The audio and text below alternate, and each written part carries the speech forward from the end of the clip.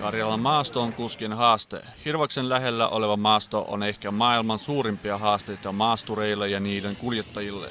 Eräät kuskit joutuivat luomaan ainutlaatuiset offroad-autot. Autossamme on 3-litrainen dieselmoottori Mercedes. Kuitenkin kaupungissa ei saa ajaa sellaisella autolla. Liikennemiliisi on sitä vastaan.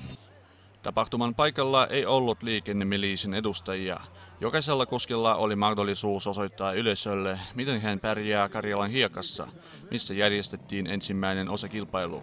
Pohjolan minidakarissa oli 4 sarjaa: urheilu, lait, sarja-autot ja mönkijät. Miehistö joutui kilpailemaan radalla ja myös varikolla. Se on toki teknillinen urheilulaji.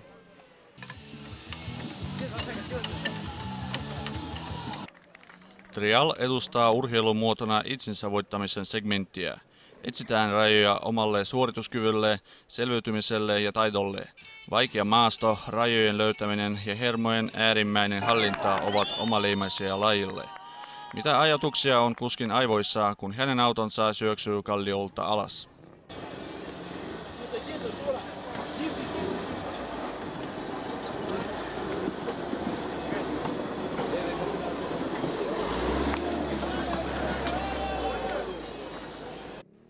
Pietarilainen Alexander Svetlich teki parhaan suorituksen.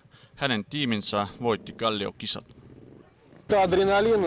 Se on adrenaliinia, se on drivea ja inspiraatiota, todellinen koitus todellista miestä varten. Autofestivaaliin saapuivat autoilijat Pietarista ja Karjalasta. Voi olla, että tulevaisuudessa tapahtuma saa kansainvälisen statuksen. Suomi auttaa jo nyt. Tänä vuonna meillä on suomalaisia partnereita, joilta me saamme palkinnot voittajille. Karjalan maasto oli todella vaikea koitos miehistöille, vain muutama auto pääsi maalin. Hävenneillä on vielä aika korjata autonsa ja saapua tänne ensi vuonna. Hiekka ja kalliot ovat haasteellisia. Rudolf Koivosta, Eduard Petrov, Viestit Karjala, Kontopohjan piiri.